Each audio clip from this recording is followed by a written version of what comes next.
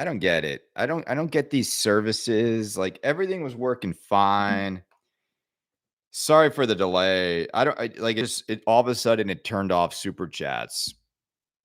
Working fine. Now it's like you need to verify your address. Like all this stupid tech, man. All this stupid tech just like can't like the fact that I can't even get I can't like super chats just turned off. I'm sorry for the delay. Like I don't understand how any of this garbage works. Like on Facebook, they don't let you mirror the image now. Like it's just idiotic. So you have to what like why not? It was working fine for years, and all of a sudden you can't mirror the image. So you have to read Dodgers backwards. On YouTube, I had super chats going perfectly. Now it's like, oh, you have to verify. Like what? It was all working fine. I verified everything. It's like they don't want to pay you out. I mean, that's all it comes down to is these damn tech companies are so greedy. They do no work and then they make it hard for you to just like monetize your own damn content. It absolutely is so annoying on every level. But why? Why all of a sudden? I'll figure this out later. But now I can't make any money on YouTube because it's like shut off my ability to like have super chats. Why? When I was doing super chats perfectly for weeks. Great. Awesome. Thank you, YouTube. Unbelievable. How's everybody doing? Happy Halloween. Happy Halloween. Let's clean this screen a little bit. Oh, there we go. Morning. Yeah, you guys, there's no super chats, right? I don't know. I'll have to ask Kerry Hardy. He's the only one who knows how to do this stuff. I know, sad boy. I don't know what it is. If you guys want to send anything, just PayPal me at Kaneda Pinball at gmail.com. I know, sad boy. I don't understand it. I don't understand. It kind of annoys me. It kind of just like, yeah, it's just so stupid. Like, what is up with this? It's like you haven't completed the verification process for checking. Verify now. Let's do this.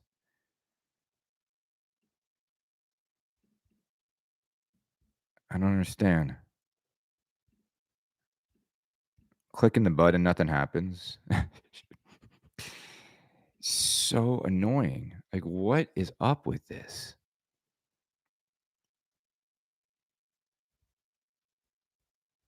Oh my God.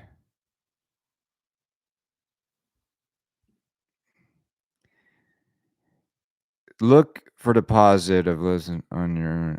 All right. Oh my God. They're literally. Oh my God. Literally, there's like, good morning, everybody. Give me 1 second to do this real quick. Hold on. And then we'll talk pinball. Guys, welcome to Kaneda's Saturday Morning Spectacular, where I am. Let me take these glasses off because they're like mirrored right now, and I don't want you to see what I'm doing here. How's everybody doing? We're going to talk all about pinball real quick. I just need to verify something. Really? Oh my God. Is that?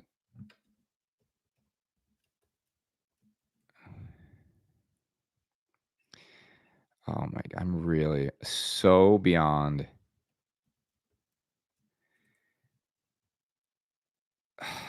Gosh. What the? Hold on. Hold on.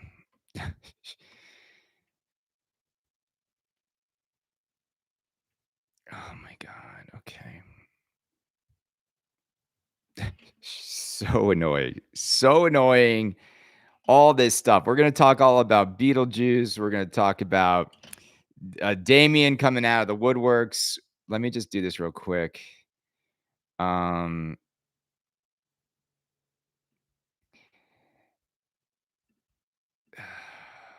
It's just like the world between the amount of logins, the amount of things we have to subscribe to now, the world is just so dumb. It's, like, so overly complex that nothing really makes sense anymore. Like, now to see anything, "Oh, now it's gonna have to text me. Alright. Can't just, like, log into your accounts.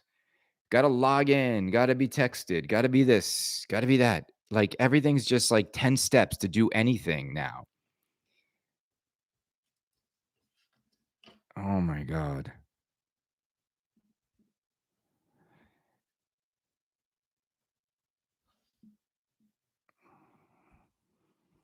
Oh my god. Just no thanks. Am I frozen here?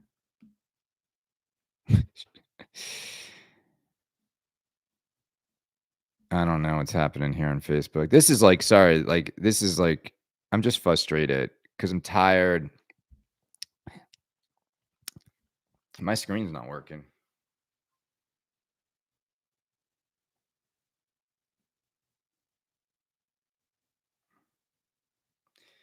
I'm just canceling it. I don't even care. Alright, there, we're back. Alright. I've gotta go and find a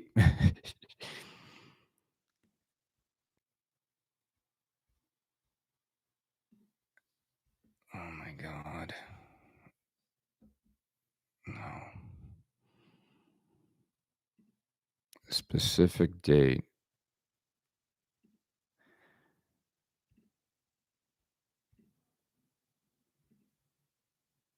Oh my god.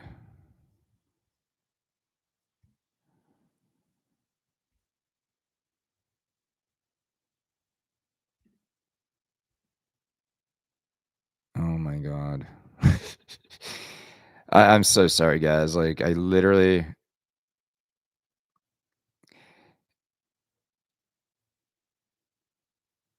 we're gonna this is gonna get give me 2 minutes, gang. We're gonna start this show right. I just look for deposit.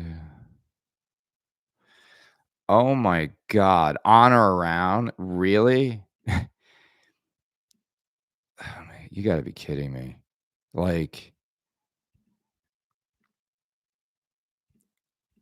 this is what Google says. Look for deposit on or around a certain date. Oh my god.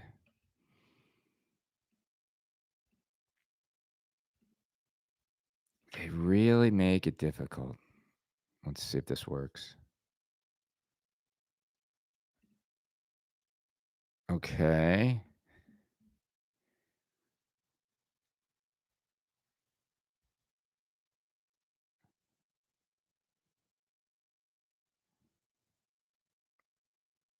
All right.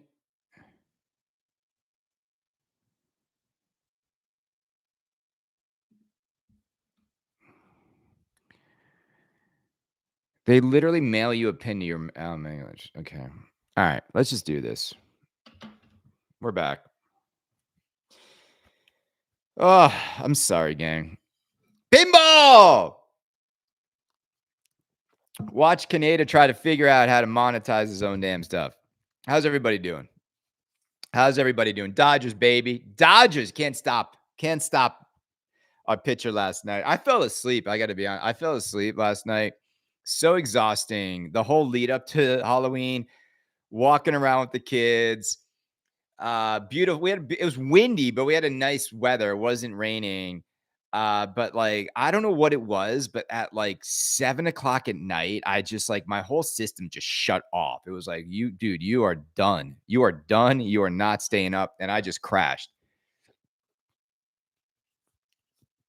Yeah, I was just trying to like the super chats turned off for some reason. I gotta ask Carrie how to do all this because it's just silly. I was baby Saja from Demon Hunters. Again, if you guys haven't seen Demon Hunters, go check it out. Go check it out. All right. So let's talk all about what's about to happen in pinball. We've got crazy, crazy stuff about to hit. So let's start with what's going to happen first. The Walking Dead Remastered LE is coming out on Tuesday. I'm traveling to Atlanta on Tuesday. So I'll probably pack my gear, but I'm not gonna be home. All right. Nice. Robert, doing great. Got my taste back. Awesome, man. Cancer free. Robert, I'm so happy to hear that, brother. Um, for those of you say you're not gonna watch K-pop Demon Hunters, it's like really weird. It's an amazing movie. Like I don't understand. Like I'm a 49-year-old man that grew up loving lots of movies and films. It is one of the greatest like musical movies, animated films I've seen. It is that great. Like just you could say you're not going to watch it for some, I don't know, like ignorant reason, or you could watch it. It's actually terrific.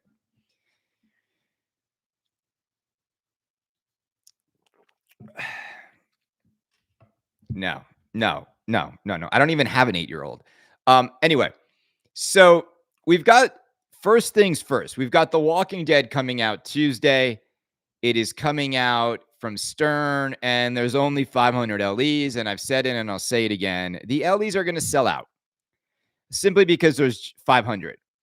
500 was always the magic number for a Stern LE. And there are so many new people in the hobby. There are so many new people in the hobby that have been buying these 1,000 Stern LE games and losing a fortune on. This game is going to sell out just as fast as Metallica Remastered sold out. Without a doubt. Without a doubt. Yes, everybody, a huge congrats to Rob. Um,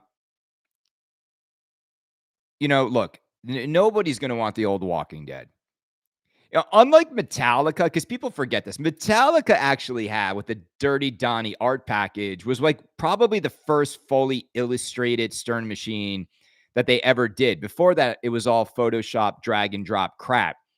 And Gary didn't even want to do the Dirty Donnie art package. So Metallica, the original still has like some uniqueness to it. The original Walking Dead art package is horrendous.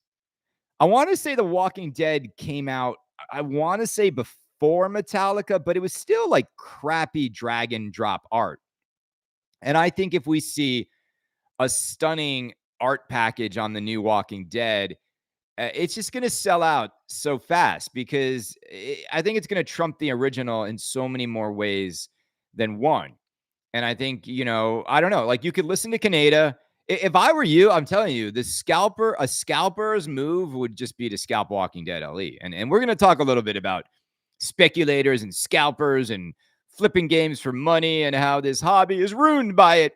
No, what's going to ruin this hobby is not people scalping for money. What will ruin this hobby is people losing $3,000 to $5,000 on every game. That is what will destroy pinball, not the other way around. Scalping and secondhand value is healthy for a hobby. It doesn't ruin any hobby. How does it ruin it? Explain to me how that ruins the hobby, that games actually go up in value, that holding on to your games, becomes a financial success for everybody, that everybody who bought a Stern LE from 2008 to like 2021 made money on their LEs. The original, John, what's up, brother? The original Walking Dead art made it look like a dirty ashtray after a coke-fueled all-nighter. Yeah, it was bad. Why does everyone get so annoyed about reselling games? This free market. Absolutely. Like, look, it's just like comical to me. But here's the thing. I'm just going to tell you right now. I think The Walking Dead Remastered sells out instantly in day one. I think they're going to go. I think, there's less of them than Winchester's Mystery House, right? And when it comes to these remasters, it's like people don't only, look, I think what's going to be interesting about the remastered on this one is how nice and how close to the LE is the premium. Because on Metallica, I think the premium kind of sucked. Like that green premium was kind of crappy. So everyone just wanted the LE. Now, what's interesting about Walking Dead is, will the premium be nicer than the Metallica premium? Will you feel no FOMO to trade up and spend 3,000 more on the LE? The whole thing, though, and look, I'm not ignorant to the fact that a Stern LE now means nothing. That they've made a Stern LE mean nothing. So I don't really think it's gonna It's not gonna have the same wow, especially with Beetlejuice and Winchester and everything happening in the pinball world lately.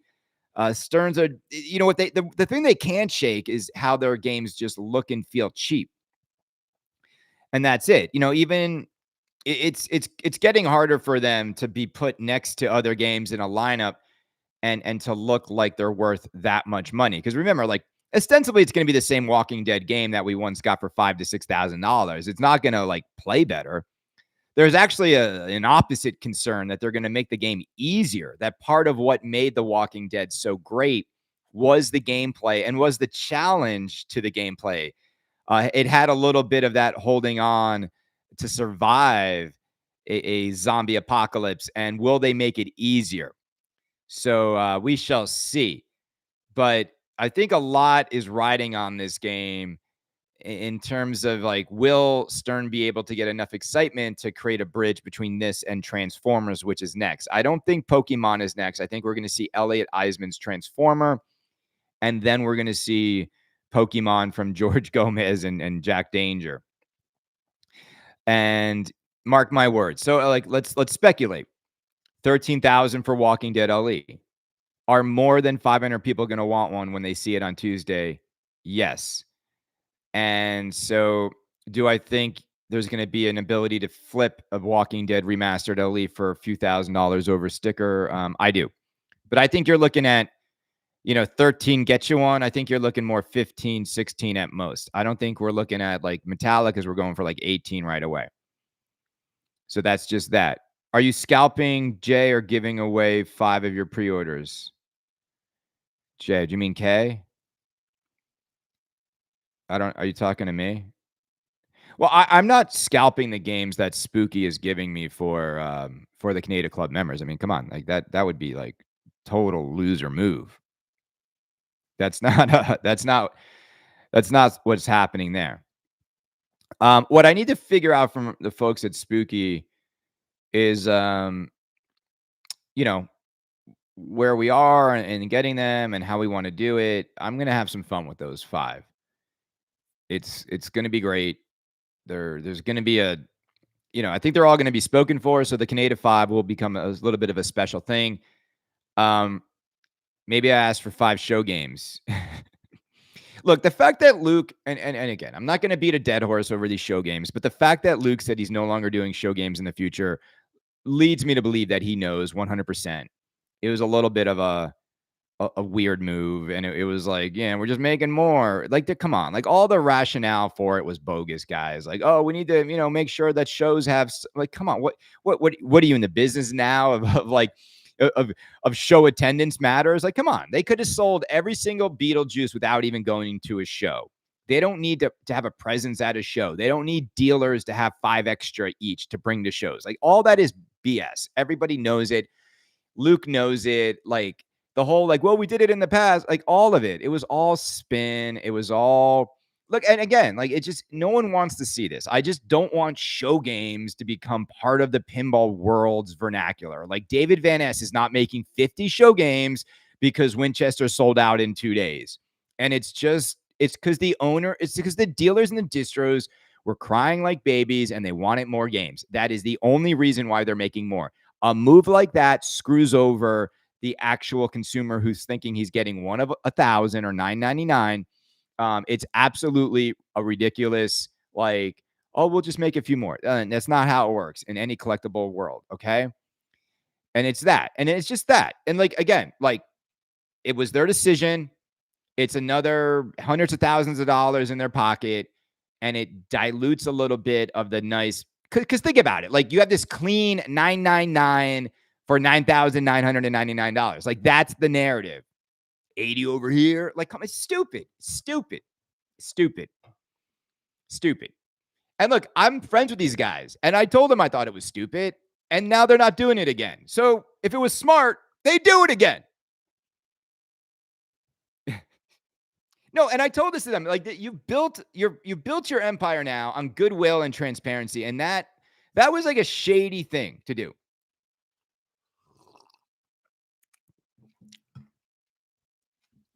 Anyway, But no, I don't think the 80 show games are gonna be like SLEs. I don't. No one's gonna, like, care for a plaque because I think what Spooky will end up just doing is, like, sending everybody else a show game plaque. You know what I'm saying? Like, it's not like that. Like, there's no difference. Like, there's a difference between a Batman SLE and the rest of the LEs. There's a difference between, this and that, this and that. I'm gonna tell you right now, what's gonna be bonkers, and everybody better start saving up, are Back to the Future Super Limited Edition.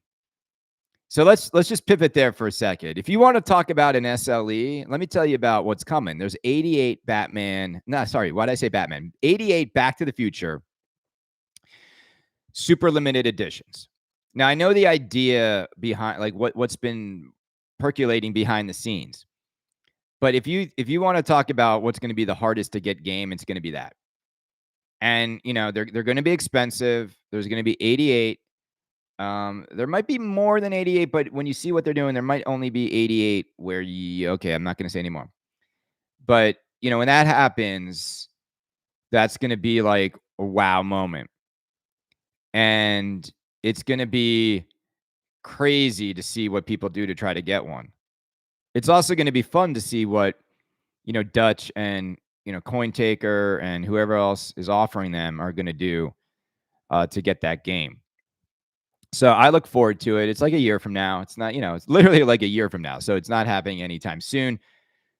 But yeah. No way I'm buying a pinball machine from a European company that's hanging on by a thread. Well, Matthew, who's that? Who's hanging on by a thread? Which company is that? Because you're not hanging on by a thread if you have Back to the Future. You know what I'm saying, bro? They're not hanging on by a thread. They're about to just, the dam's going to break and they're going to be a cash cow. Oh, Pinball Brothers? Yeah, I mean, yeah. I don't even know. I don't even know how to, like, approach the Pinball Brothers with any true enthusiasm. I really don't. I don't. Look, I think the Pinball Brothers bet big on a game and it didn't work out. How much is the tariff on Alice? It's the same tariff that's on everything. I think, is it 20%? Something like that? Look, but Alice just got everybody a ticket to Back to the Future. 500 of them. The first 500 Back to the Future regular editions will be Alice owners. Okay. So, did anyone here in on a Walking Dead remastered LE simply because you love the game? What do you guys think of The Walking Dead? I'd love to hear from you guys what you think of The Walking Dead, because I hear mixed things about the game. I went on the top 100. It's not that high up, but the top 100 also is pretty pointless because it's like the top 40 games are all like 8.8.3, 8.31, 8.32, 8.3. It's like, whoa, okay. Do you really even want the first 500 of a new machine? Won't the latter ones be built better? I mean, I don't know. Just played it this week. It's a good game. Next. Great game, challenging, good tournament game. Code is great, shoots crap, bash target in a bad place. Yeah, that Well Walker is always in a bad place. Literally one of my favorite games of all time. I will die on that hill. Art sucked, hard game, and satisfying to get to Horde. Yeah, I keep hearing like the Horde multi-ball is amazing. I'm in on one, says Paul. It's Lyman. Love the pin. Yeah, I mean, there are people that claim that this is Lyman's best coded game ever. I would argue it's Batman 66 is Lyman's best coded game ever. Just because of what that man did, still to this day is the greatest theme integration ever, I think, in pinball. I think Lyman's code in Batman is the greatest theme integration ever in pinball. And I think the approachability of Batman 66 and how fun it is to get through that code is so good. And it's so campy and it's so fun and it's so rewarding. I don't think I've ever, yeah. I really do think, Stern is gonna make a 60th anniversary of Batman, and I think they're gonna bring it back with the big screen. I think they should do another run of, like, 90 SLEs, just at this point, Stern, just screw it, like, you've been effing over everybody anyway, you might as well keep doing it. Yeah.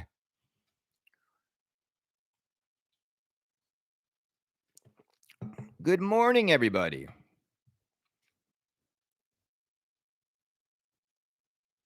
I don't think you're in the minority for not liking Walking Dead. I think it's a polarizing theme. I don't think everybody loves it.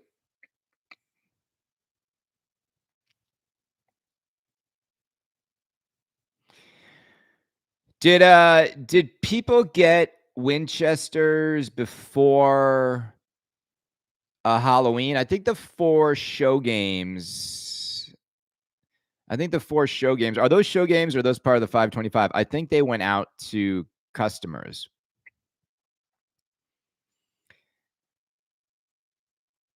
I saw Barrels doing a factory tour the day after Spooky launches Beetlejuice. Um, and I don't know. I feel like these guys, these 2 companies, they're funny to me. They're just like back and forth with each other. So, Spooky's gonna release Beetlejuice on Friday the 14th, and then Barrels has its factory tour on the 15th. And I don't know, man. Like, I guess I don't know why you would time it then, but it is what it is. I think what's going to be next for David is just getting games out. So when we see the factory tour on the 15th at Barrels, what I hope to see, here's the thing is when you do these factory tours on a Saturday, like the line's not going, it's more of like turning the factory into sort of a uh a showroom, if you will, for your company. So I just, as I said, I just really want to see these games go out. I also think, oh man, I'm like watching my inflatables. It's so windy, just blow all over the place. Is funny. Um, I'm just excited for people to get their Winchesters. I think both of these companies hit it out of the park, and I think Barrels and Spooky on top of each other both had very successful launches. I definitely think Winchester probably was the more successful launch, considering if I had told you 6 months ago Winchester's Mystery Castle or Mystery House would sell out in 2 days flat, you would have been like, "You're crazy." So I think that one was more surprising. The Beetlejuice, like, we knew what it was, and Beetlejuice is kinda, like, weird now, right? Because we, we don't really know yet what the reality is with you know, with the market value and how hard it's gonna be to get a Beetlejuice just yet. Like, it's like they're all spoken for. It's weird, right? It's weird to me that, like, a game is sold out and we have to wait 2 weeks for the reveal.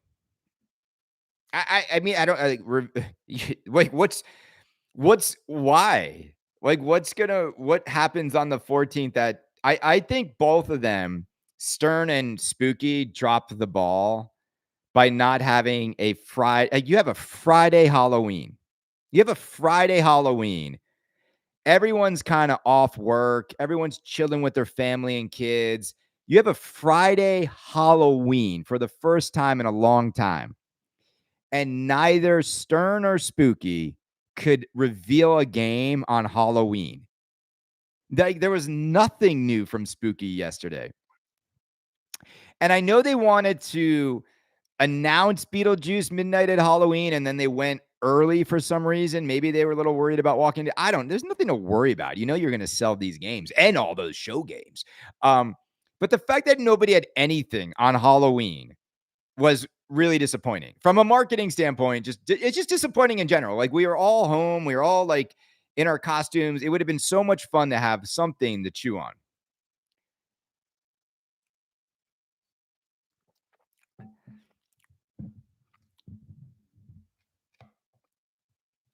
No, they both have done great things. What I love is I love competition. I love competition, and I think Spooky and Barrels are in direct competition with each other. And it's funny because they they they will only push each other to make each other's games better. And I think if I were to look at both games right now, like if we were to look at Dune and Winchester next to Evil Dead and soon to be Beetlejuice, I think they're both, I don't think either platform or company is, you know, fully like I think they're on a pretty even playing field. I think Spooky probably has the edge in mechanisms. The Dune mech is cool, but, it's like, I don't know, like, other than that, there's really not anything that interesting happening in the Dune game. Am I wrong? Like, other than the worm mech, which, I hear from players slows the game down a little bit. It's cool, but, like, after 50 times, is there another mech in the Dune game that's really cool? I think Evil Dead's just loaded with way more. I think the artwork is better on this Franchi game for sure. But, Spooky's still using, like, servos and, some of the quality issues on Spooky games are not as nice as I think some of the build quality on the barrels. So it's like, they both have a little, like, pros and cons, if you will, but they're both looking really nice. Like, I wish if Dune had come out of the gate, and I mean this, with the different translate, I just don't think people wanted to see Timothy Chalamet, really. Every mech slows the game down. Been saying that for yeah, but John, here's the thing. You can't just have like wide open games, John, with no mechs and charge like ten to $15,000, John. Because John, then what are people paying for? Like, you know what I'm saying, John? Like you can't charge this much money if there's no mechanical engineering in the game. You can't. What is the running rumor for what spooky game arrives after Beetlejuice? Um, I think they're gonna do a small run of that Motorhead game, and I think they're gonna also. I think next is gonna be Gremlins. Spooky games play like a carnival game, pure fun, whereas the barrels, it's a progression play that holds up as well. Fall of the Empire has no mechs. I'm not saying no mechs. I just don't use them as a gauge for game quality. No, but John, I mean, what we do is we definitely have to sort of evaluate a game's value on how many mechs are in it, and do we feel like the engineering went in to justify the cost of the game?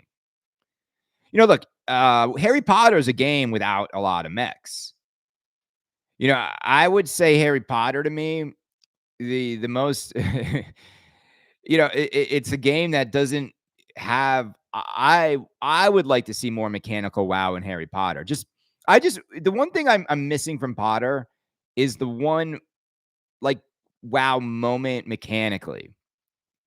And whether, I would love to have seen more of, like, the Quidditch be more of a dramatic flying around Hogwarts. I would love to have seen a castle with candles in the window and drawbridges opening up or something. I don't know. I think Potter shoots great. I think it's a wonderful shooter.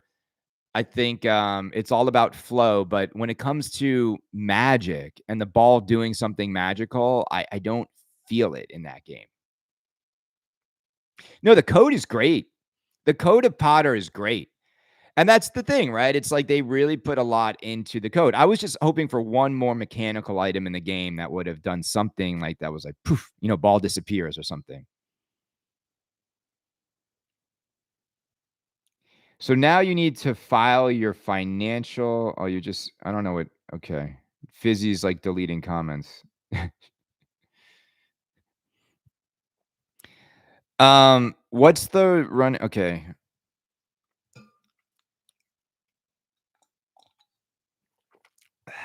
A new South Park by Spooky. I don't know. I don't know. I definitely think Spooky with the with the Rick and Morty success and the sort of adult themed cartoon would be a territory I would explore for them again. Pinball needs to stay below 10,000. You think Franchi is hitting Spooky will do Batman 89? I hope so. But I don't know. I don't see Batman as a spooky themed title. I see Goonies and Gremlins as spooky themes. I, Gang, I'm just gonna say it, man. Like, I don't know. Spooky could sell probably. It could probably sell 500 Hocus Pocuses. you know, when I think about how little, like, you think about 525 games for an entire world of pinball buyers. You ever just, like think about that? What's up, Cengiz? Do you ever think about how like tiny that is for a boutique to only have to sell 500 games to a global hobby buyer base that is consisting of men who have millions of dollars for the most part, or at least like men who have at least like 100 grand in disposable income sitting in their checking accounts. You know what I'm saying? Like, like around the world. Um, I don't understand why it would be hard to hit the right theme to create that kind of demand. And that's why like the Dune games inability to sell even 500 games in 6 months. I just think it was a terrible idea to make Dune. And I know they're always mad at me when I say that, but it was a terrible idea. And you get guess who thinks it's a bad idea? The pinball buying community that still has not bought 500 of those games. And other than Wayne always saying, "Oh yeah, they're selling. I've sold a whole container." You sold 8 or 12 at most. If David Van Ness announced G.I. Joe, instant sellout. If he announced He-Man Masters of the Universe, instant sellout. If he announced Transformers, instant sellout. If he announced Big Trouble in Little China, instant sellout. If he announced Die Hard, Fifth Element, instant sellout. If he announced Ferris Bueller's Day Off, instant sellout. If he announced Karate Kid, instant sellout. If he announced Matrix, instant sellout. If he announced Rocky 4, which is having its anniversary this year, Rocky 4, instant sellout. You would sell 1,000 Rocky 4s like that with that soundtrack, instant sellout. No grown man 40 to 60 is like Timothy Chalamet's Dune. But again, no market research whatsoever. You see, look, I believe it when I say this. The Winchester's Mystery House is going to be a blessing and a curse for David, because I think it's going I think it's going to like reinforce that he knows what he's doing, but clearly he doesn't fully understand the themes people want. Because you know what I'm saying? Like, when you're a boutique you can't have a miss. And I'm just curious if like Winchester will make up for the lack of success of Dune, or is it like a wash for them? I don't know.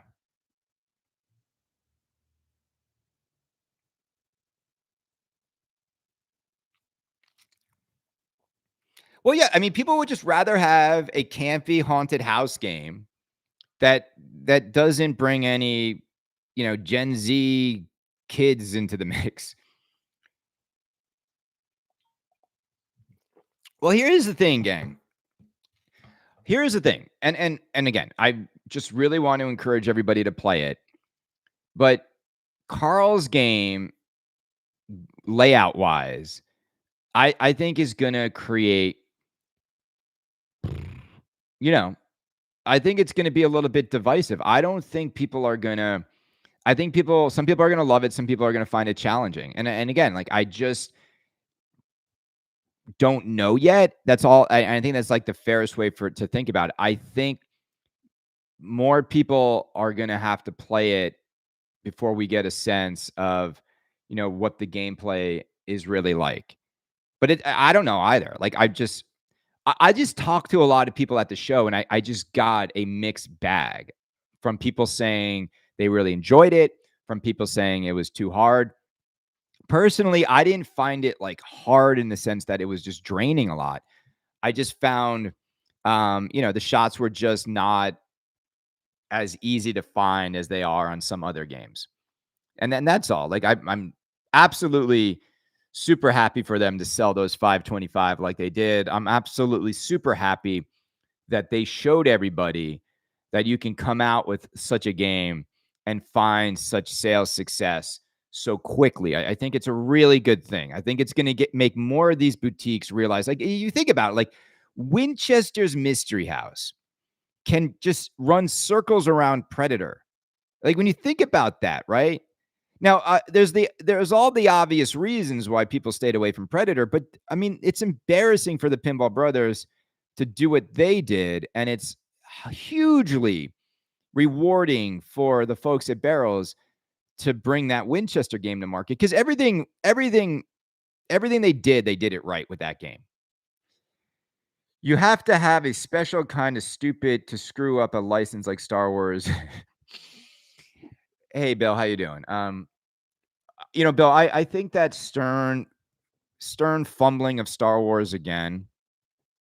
I don't think they realize the long tail impact and reputation harm that game will cause their organization. And in fact, Bill, I would argue that over the last 4 years, the management at Stern has made so many stupid decisions that have really hurt that company's reputation, and they continue to make stupid decisions one after another. And I don't feel like anybody's accountable, and I don't feel like they're taking their time to get it right. I think they have, they've got the same playbook with the same approach, the same mediocrity, the same level of like cheap feeling platform. And it's like they really just seem silly. But Star Wars, the biggest IP they will ever have, next to Pokemon, maybe, but it's the biggest IP for this audience. If they had finally made a magical Star Wars machine, and I'm just going to say this right now, the decision to not have Keith Elwin make Star Wars, F you, Stern. You've got the best designer in the world, and you've got the IP that is the biggest IP that all of your pinball buying fans are into. Like, Star Wars is it. You give Keith Elwin King Kong. If Star Wars had the King Kong layout, we are not having this conversation about how Stern messed up Star Wars again. But it just goes to show you the kind of company Stern Pinball has become. A company of politics, a company of committees, a company that doesn't all rally around the opportunity they have with the theme they have. And I don't care what anybody says, what a dumb move. And wake the F up, George, new CMO guy, Gary. What are you doing? You've got all the Star Wars assets in the world, all the clips, everything you can use. And you've got the best designer in pinball. And you need a hit game. And you give this dude King Kong with no effing assets. And you make a King Kong game look like a kid's comic book. And so you have the money to get Star Wars and all of the assets, and you don't have the money to go get clips from King Kong movies that are much cheaper, that have no, like the old ones have no celebrities inside them. And then you make the art package look like a book I buy for Killian that I get at the pharmacy. And then you think you're what do you want? What did you want us to do? How did you want us to respond to this? And then everybody who bought a King Kong LE has now lost thousands of dollars in value. And then you follow it up with what? With what was after King Kong? I mean, wasn't there another game? Like, was Star Wars the next game? No, I'm missing a game. What was after King Kong? Was it wasn't it wasn't D&D, that was before King Kong. Help me out here because I'm so used to the mediocrity of these games. Okay, so Jaws 50th. So back to the well again. And Jaws is a good game.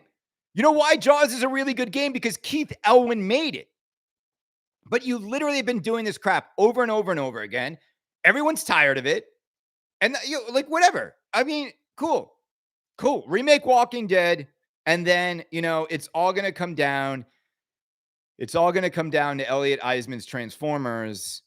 And, don't mess it up. Don't mess it up.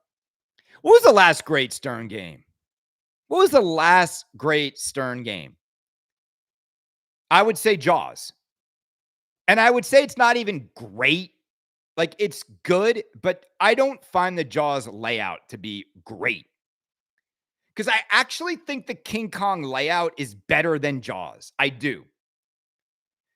I do. I think the King Kong layout is more rewarding to shoot than Jaws.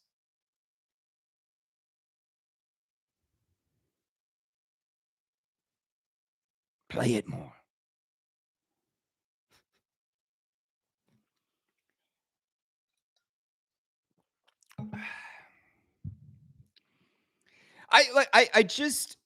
I'm frustrated because I don't want Keith Elwin to work on Fallout next. Fallout? Oh, Brenda's home already? Fallout? Soccer. It's too cold out there to play soccer. Jaws has incredible theme integration. Incredible. Does Jersey Jack Pinball have Ghostbusters? I'll find out. I'll find out if they do. I don't know. Maybe. The thing about JJP having Ghostbusters, gang, is you know how far away that is? It's 2 years away. I love that people are now trying to be like, Avatar is good, man. Avatar is good. Avatar owners trying to convince us that game is great is I can't. It's just too soulless, man. It's too soulless of a game. Sorry, too soulless of a game. Yes, Sonic the Hedgehog is next. How many of you guys, hey, anybody here want a Beetlejuice that didn't get one?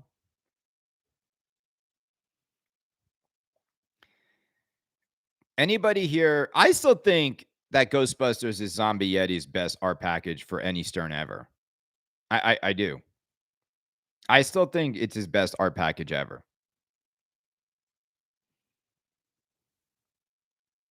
GNR is the, you want a GNR, bro? I got one right here.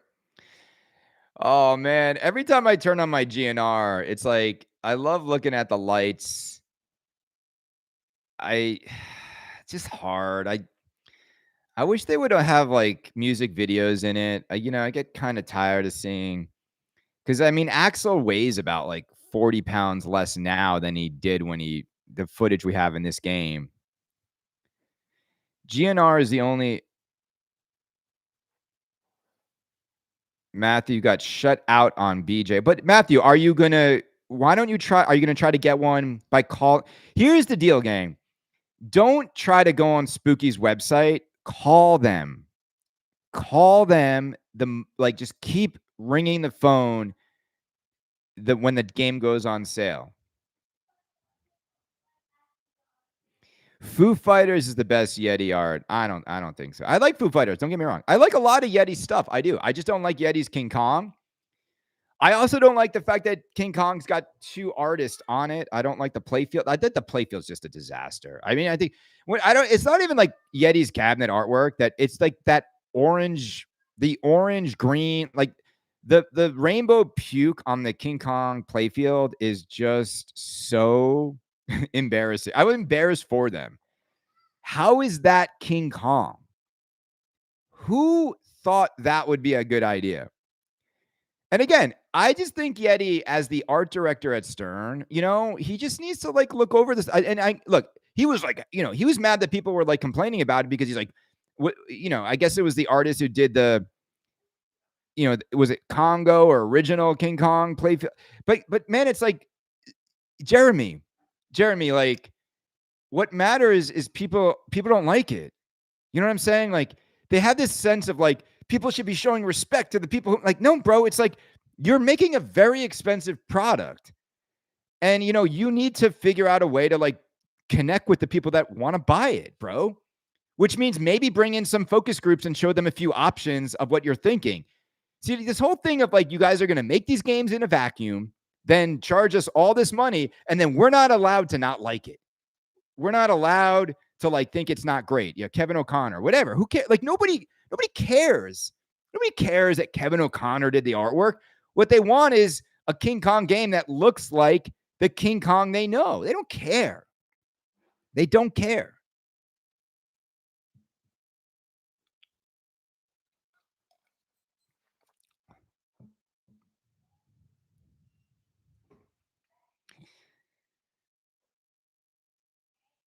Jaws has become great. I agree the layout isn't perfect by any means. Well, Jaws is great, gang, because Jaws is like Godzilla. The moment, the moment you hit start on a Jaws, it's like hitting start on Godzilla. It teleports you right away into the movie and the world and the universe you love. That is what a great pin does. And it like and even just like the way like Roy's like getting into his Jeep, his truck in the village. It's so beautifully done. Where Star Wars is lazy garbage code. The moment you hit start on Star Wars, it feels instantly cheap. There's no the reason why everybody loves Star Wars is there was a romanticism to the story. There was a grittiness, a rawness to it that for some reason, when I play Stern Star Wars, I feel like they've missed completely everything that pulled us into Star Wars as children. Like that game should start and it should be like, you should be like on Tatooine, like staring up at the moons. Like they should have like figured out a way to make you feel like Luke going on this epic. You should play as Luke going on this epic journey to like save your father.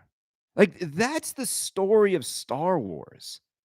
When you hit start on Stern Star Wars, it's just it's just a blender of BS of everything. Just like all of a sudden, glowworm Jabba, like this and that. Like there's just no romance to any of it.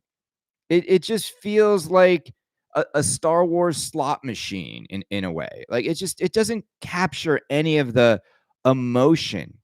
It doesn't build to any of the moments in the movies. It's just kind of like just a slot machine feel. God, what people call me when they know I'm doing my show. Hold on.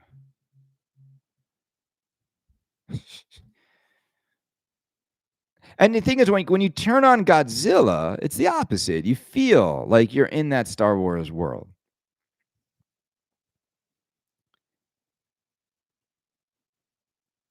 You're telling me, they should have had a lightsaber under the glass. When you finally learn how to like use your lightsaber, it should light up.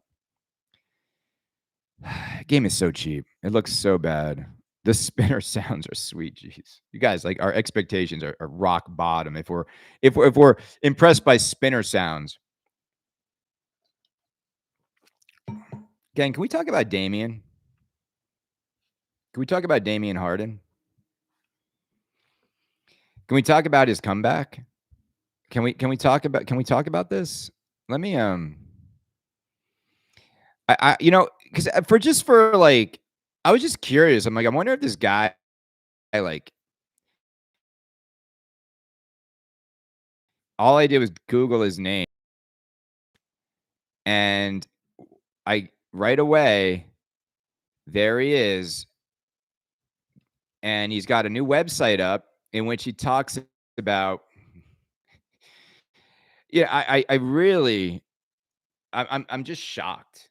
I'm shocked that he would even have the audacity to even just to put in the final paragraph. Like, I understand that he's a man, he's got a family, he's trying to make a living, and he had an unsuccessful pinball venture. That's fine.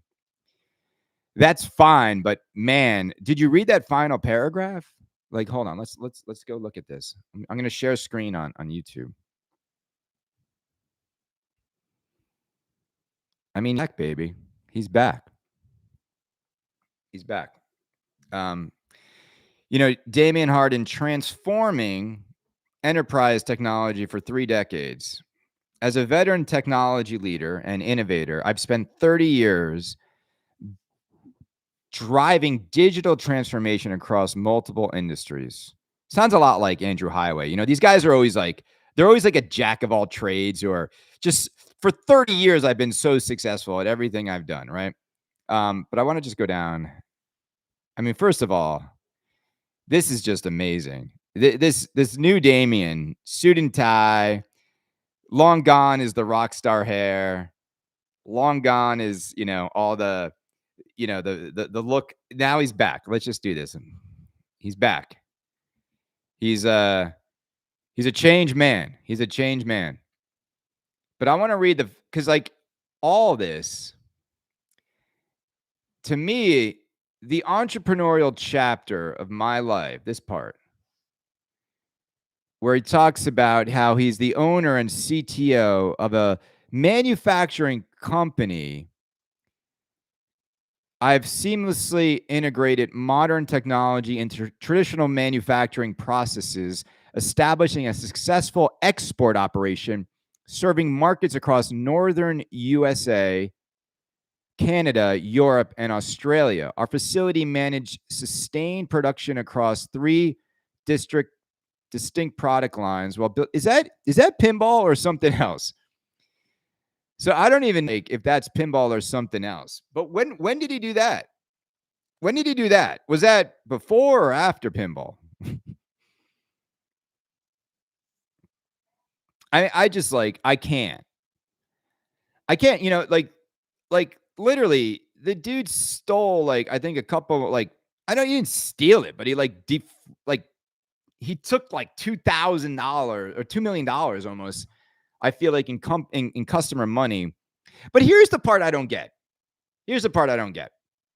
I just don't know how you wake up and you look in the mirror knowing that hundreds of thousands, if not a couple $1 million in customer money that you took and then never delivered and then you're going to put up a website that you've been successful for 30 years. I just don't get it. I just don't get it. Like, in the end, there's like this, because here's what I think happens with these people. I think they rationalize their failures as like some ventures work out, some don't, right? LLCs, like we're entrepreneurs, like not everything we do is going to be successful. But like, but I don't understand how you wake up in such a small niche community that you burned and you don't do whatever it takes to make those customers whole and pay them back. And you know what I'm saying? Like you sell your Lotus, you sell your sports car, like you take out a second mortgage on your house, like whatever you do, like you go work 2 jobs, like whatever you do, how do you wake up and look at yourself in the mirror? And how do you remarket yourself like this? How do you reintroduce yourself to the world as a success when you still owe all these people money? I mean, that's just I wouldn't be able to do it. I'd be working 3 jobs. I'd be eating peanut butter sandwiches until I figured out a way to get those people, whole again. Bill said he's one of those chameleons that sounds like a CEO when really they are nothing more than a failure. What's funny, Bill, is like when you read his website, I mean, Andrew Highway used to talk the same way. He was CEO, like he had a board of directors and everything, like CEO. Like Andrew Highway was accepting business awards for being the most successful British pinball manufacturing company. Like it's amazing to me because what you'll never see me do. And again, I know I'm good at marketing. I have some awards. I don't, but I'm a member of a company and a member of a team, and I'm only as good as sometimes the team around me. And I'm only, everything that I do requires a group effort to get to good execution. And it's not just me. There's always, a lot of people around me that are good. And I just, I don't have like a website. Like I don't know who they're talking to. Like what is this website even like? Who is it even trying to like reach? I just don't get. It's almost like they're just trying to have something so when they start their next scam, something pops up on the internet. Now, when you Google my name on the internet, you get my bedroom arcade, you get my pinball podcast, you get all the gaming stuff I've been doing for a while, and that's fine. It's who I am. There's never going to be like, oh, like this guy claims he's into pinball. This guy claims he's like into gaming. Like that's who I am. I'm not trying to, and I'm not asking anybody for any money to do anything.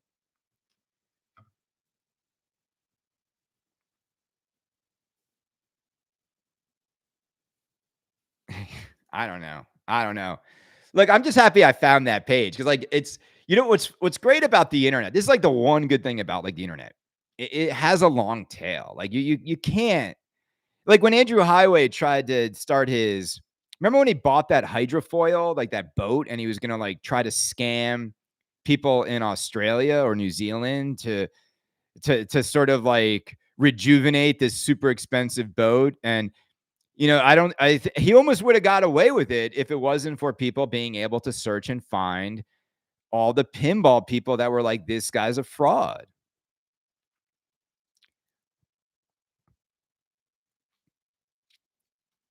It is what it is. I mean, if there's one thing I'm not a fraud. I'm not a fraud. I will never tell you I can do something I can't do for you. I will never take your money and then not deliver what I promised on it. In fact, I'm the opposite. You get way more for your money than $5 a month. Way more. For those of you who subscribe at just $5 a month, the amount of content you get it's insane how little and how much you get.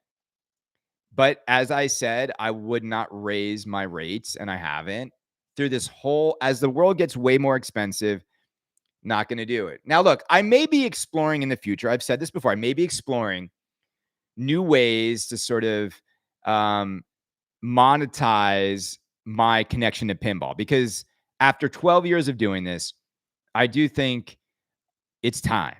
And hopefully there'll be more to come on that in the near future, but it's time. Like it's silly.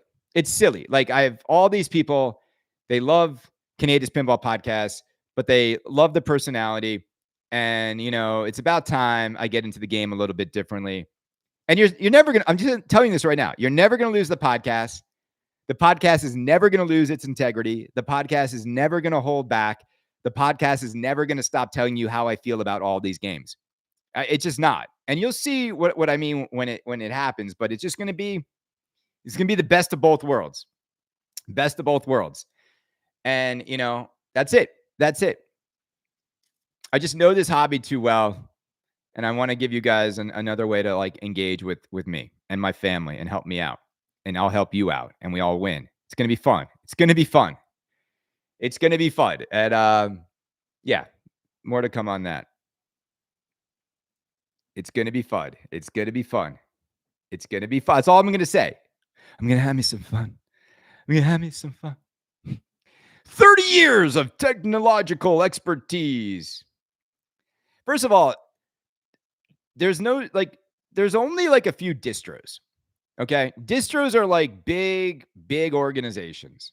All right. Most people are dealers out there. Like Zach's a dealer. He sells a ton of games, but he's still a dealer. I don't think it matters. I don't think anyone cares. Like nobody cares. Nobody cares. I still don't understand why you don't have a job in market. Well, here's the thing. Here's the thing. Um, I two things. I don't think any marketing job in this industry pays even remotely close to what marketing salaries are in my industry. So there's that, right? So like, cool. I could have my dream pinball marketing job and take a 60% pay cut. So there's that. Then the company that I wanted to work for at a year ago was Stern. And I may know um I was direct with them. Now, let me just ask you, a year ago, when I presented to Stern and said, "Hey, like, you need help. I know the audience better than you guys do because I interact with I said this to their faces. I interact with pinball collectors and buyers of your LEs way more than you do. You don't interact with them. I know your audience of that side of your business better than you do. You might know your locations and you might know how to sell the distros and you might have your, Mr. Sharp running around with the Stern Army, but you don't know collectors like I do. And what you need to do from a chief marketing officer role is you need to reestablish this company's affinity with those individuals, and you need to build bridges back to those individuals. And after a year and Stern hiring a new CMO, I ask this question every week. Have you heard anything from the Stern CMO ever? Ever? I just don't think you can be the chief marketing officer at a pinball company that is a community driven industry and be behind the scenes. And that's just my feeling on it. Now, look, did I think they were going to hire me? No. Do I know all of the baggage I come with? Yes. Would I have been, would they have had people like complain and backlash if they hired me? Absolutely. But I also do know that in the end, they would have been better off with someone of my nature. Not, whether it's me or not, I just think they needed a jolt of something and they needed a disruptive hire like myself. I believe that. I believe they would have been better off with me than without me. And that's it.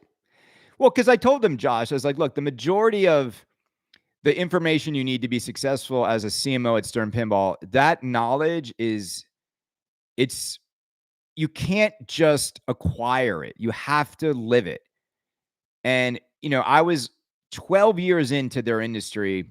That guy doesn't have any experience in pinball. Again, but this is how it works in business. People just transfer over. They have their MBAs. I see it every day. They have MBAs. They're successful over here, then they go over here. They might come from Disney. They come over to pinball. It's so different. They go from WWE to pinball. They go from video games to pinball. But, what they had was someone with 25 years of marketing, and 12 years of those was pinball expertise. Because, and if I think about my pinball expertise, it literally was passion on the job. Like, I'm on the job every week, like following their industry religiously. And I bet that I bet that the people they've brought in from the outside barely thought about pinball ever. They just wanted a different job. And so you get what you pay for. You can't even put a price tag on the institutional knowledge I have of the pinball community. And they just, they just didn't take the risk. And look, I don't wake up and like regret anything. I mean, I love my life. I love my family. I love my house. I love where I'm at. I'll do it as long as I can. But it's nice to know that if I need to figure out like another career option, that there's absolutely opportunities within pinball for me. The same way there are opportunities for Zach Meny, for Ken Cromwell, opportunities for Donald Garrison, opportunities for a lot of people, man. Like a lot of people have like other jobs and they pivot and find, a successful, whether it's side gig or new career in pinball. There's enough money to be made in this hobby for people to have livelihoods in it. A lot of dealers and distros are making a lot of money. A lot of manufacturers are making a lot of money. Um, and it's a beautiful little hobby. It's a beautiful little industry. It's just big enough to really fully understand it from A to Z. You know, manufacturing is obviously the hardest part. Kaneda, DM me at some point. Josh, yeah, sure, Josh. Josh, DM me. I don't. Just can you DM me? It's just easier. I don't know where to find your DM. Um, but yeah, no, it's good. It's good. I'm happy. How refreshing. You are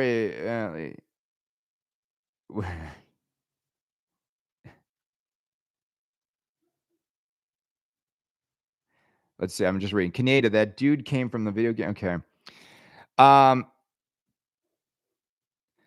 yeah, I mean, Greg, Greg, I mean, obviously Zach is doing great for flipping out, you know? I mean, everyone, but look, people should help each other out. Here's the truth about life. Here's the truth about life. You will find happiness in life not because of what you studied, not because of where you went to school. You will find success in life 9 out of 10 times. It will come from people you meet. People you meet, the network you make, the community you invest in. That is where success will happen in life. My father was, he worked at a big company, but early in his career, he got connected through work to an individual that became the CEO of Bristol Myers Squibb. So and my dad worked hard to impress that gentleman to the point where that man wanted my dad on his team. There are a lot of other people working in the same field that didn't build that relationship, that didn't make that connection happen. So when that gentleman ascended, he brought with him the people that he wanted. And this is what Gen Z and the kids don't get. They think like none of that matters. They don't put in the time, the effort for the relationships. They don't go to the happy hours. They don't instigate relationship building moments with anybody senior. They simply sit back and complain about the way the world is, how expensive everything is, and how they don't want to work as hard. And it's like, how many times, like I'm the senior most creative person in my department in New York, right? How many times I invite people out, they say no. How many times do they actually like try to build bridges with me? They don't. Okay, cool. And then I know all the senior leaders at my company and we get along great and it's personal. And professional, but it's personal too. I go out of my way to ask people to go out, to grab a drink, to talk about family, talk about life. And so when it comes to pinball, this is the way it should be. We should help each other out. We should help each other find success. If someone's not happy in their day job and they can have a career in pinball, what a beautiful thing. I never look down on any of that. Like that's the way life should work. But yeah, you're going to find success in who you know. And what's cool about pinball is we've all met really interesting people in this hobby that amongst just our network, I think everybody here would always like help out and make sure everybody, could land on their feet regardless of what happens to them in life.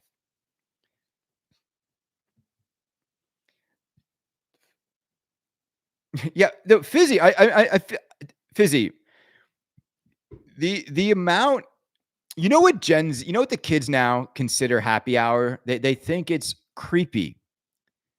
They think inviting them out for a drink is creepy. They think it's an invasion on their free time. They actually relish and enjoy saying no. The amount of like they think the way it works is that the senior people have to win them over. I mean, this is actually how things happen now.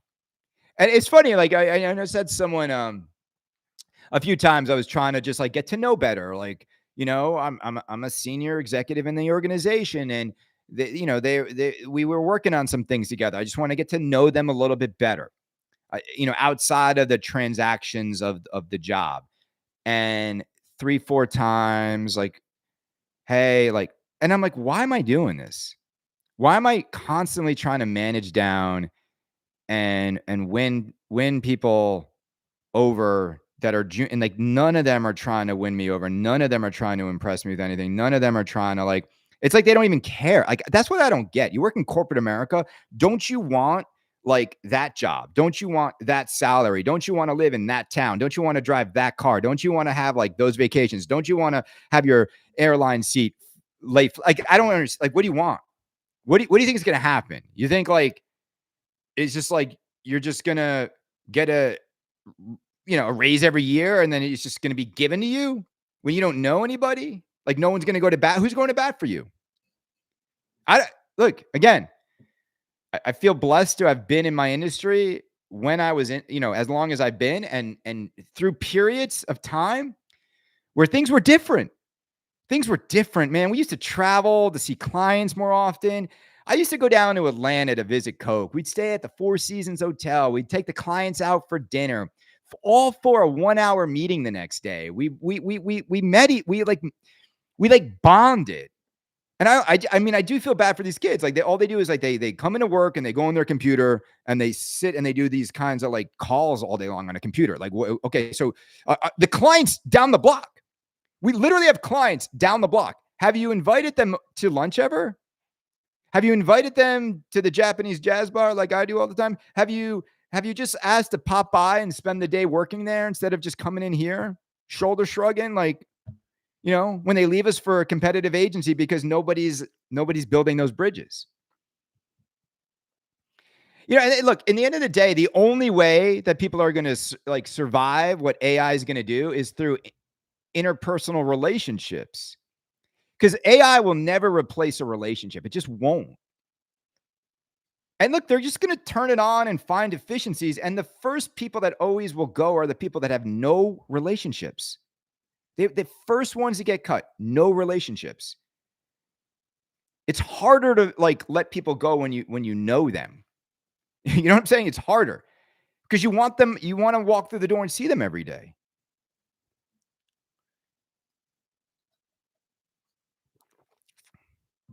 Now, look, I know there's always like, oh, well, we're going to be their boss one day and we're just going to use AI and we're going to use AI to build apps and build this and make money. And like, I don't know. Maybe. Who knows? Who knows? 6'7". You guys know the 6'7" meme? Are we all old? 6'7", 6'7". It's in one of my new ideas I'm bringing. But look, there's a lot of cool kids out there too. And coolness trickles up. It doesn't trickle down. And so, I've got some people at work that are just awesome and they're young and they're junior and they're hungry and they're sarcastic and they're smart and they're in it. And, I'll do everything I can to ensure that they have great careers and that these are the people that stick around. I mean, it's just the way it goes. And then there's the people that you sit next to for freaking years and they don't say 2 words to you. Like you walk in, it's just like, I don't understand. Like we're not big.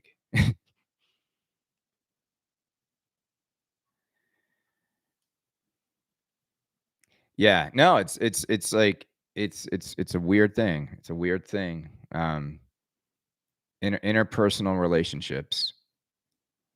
They when you look at the numbers of someone just shared a story around the other day. Let me find it. I'm going to share this with you guys. Hold on. This is what gets shared around my company these days. Like this is literally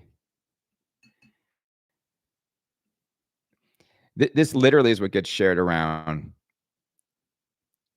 Click on that article. For those of you on Facebook, it is an article.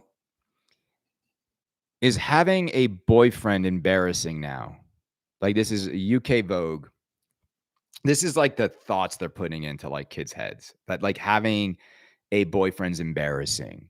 and that you don't need anybody else. You don't need a partner in life. You don't need yeah. Okay, keep going down that road, and we're gonna fill in with AI bots and virtual girlfriends and boyfriends, and as long as you have someone to listen to what's going on mentally in your head, like you're gonna be happy in life. Cool. Keep going down these roads where everything's like all about you and how you feel and not about building a partnership, a relationship, a family unit, and go see what happens when you hit the end of the road where it's all about you as the individual, and see where you end up.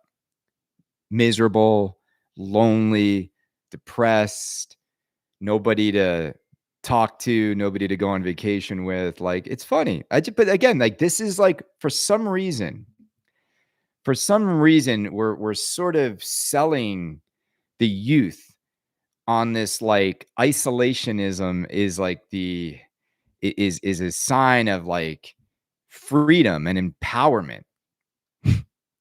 Now, look, I'm all for in your 20s, just have fun. Like, I'm all for that. Like, but there comes a point where you gotta start having some different kinds of goals and different, figure stuff out.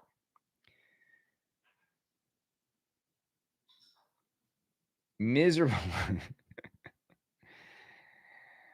Yeah, I mean, I don't know. I don't know.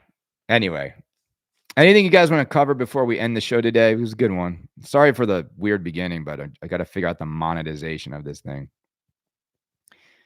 The world's going to be all right. I just want to say that we're all going to be all right. Like, I've been getting really into this like flat Earth.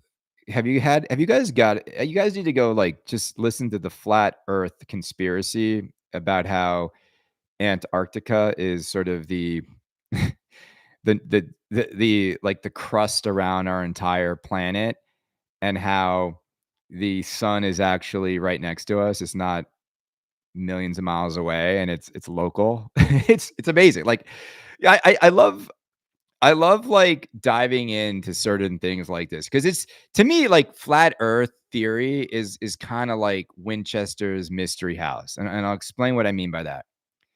Sometimes the best way to be entertaining and get people engaged is just to come out of nowhere with something they were never expecting, right? So if I if I sort of like deliver another mediocre Star Wars, and you knew Star Wars was coming and you knew it was going to suck, and then it came out and it did suck, you're like, yeah, you're already over it. But if I come in with like Winchester's Mystery House, you didn't even know it was coming, and now it's available and it looks pretty interesting, and I've got you, like, it's like I didn't expect that to come out of your mouth or for you to even like know anything about this, and now you're learning about this new mystery house that's real, and it's got some evidence of like some supernatural elements, and it's the Winchester, like, gun company and rifle company, and it's like wow, wow, wow, you can't stop getting enough. That's what happens when someone's like, yo, bro, like, the earth is flat. And beyond Antarctica is a continent twice the size of the United States where an intelligent race of people is living and watching the rest of us. And that the moon landing was fake and there were no dinosaurs and the moon is not even real. Like, you literally, what? It's like, what? I never saw this coming. And all of a sudden, it's like really interesting to hear all about it. Now, having they're all saying the same thing, and, it's like it's kind of like they can't disprove, like, they can't prove any of it, and the things they say are not real are so strangely approached. Like, the earth is not round because of this, and it's amazing. Like, they literally have a weird um rationale for everything happening.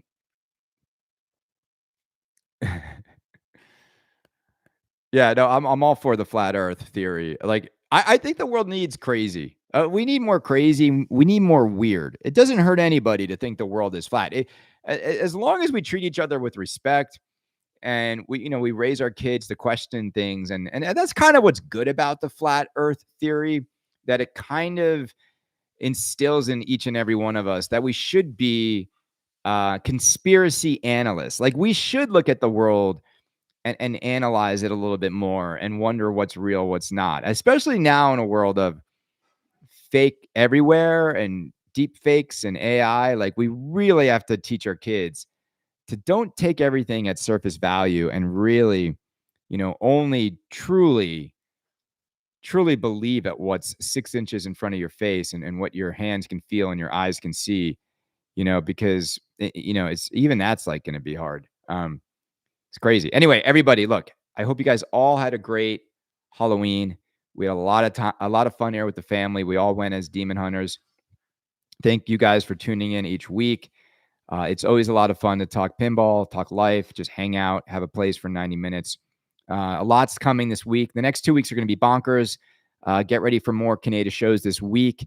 I'm going to bring my podcast gear with me Tuesday. So hopefully, I think we'll be able to do like a live from where I'm at in Atlanta on Tuesday. And then obviously we'll be covering all of this, but I love sort of going live so we can watch Walking Dead Remastered together and see what Stern puts into a cardboard box for $13,000. Great hanging, everybody. And if you're not a member of Kaneda's Pinball Podcast, I would love to have you. And if you are a member, I would love to give you a shout out for raising the roof. $5 to $10. That's not a lot. Are you gonna feel that? You gonna feel that? We went to lunch yesterday, just a few items here and there, and $190. Okay, yeah, I know you guys got it. You guys are good for it. If you want to go from 5 to 10, that's cool. If you want to go from 10 to 30, even better. 30 to 50, as Dan Jansen would say, he's in there at 50 a month. And then I think I got a couple of dudes at 100 a month. But again, just love any of the support I get. And I think we're now at 670. We're climbing back up to 700 slowly. I was going to say that it's going to be, I was going to hold one Beetlejuice for club member 800. That might be something fun to do. Just have it. If I did that, because you could sign up 100 times with different email addresses. I bet some dude would just do that. Because remember, 100 at $5 is only $500 to maybe be club member number 800. The things people will do to get this Beetlejuice, I mean, it's gonna be crazy once the 14th comes. Everybody, be good, have a great day, and we'll talk to you soon. All right, let's end that on YouTube. Let me figure out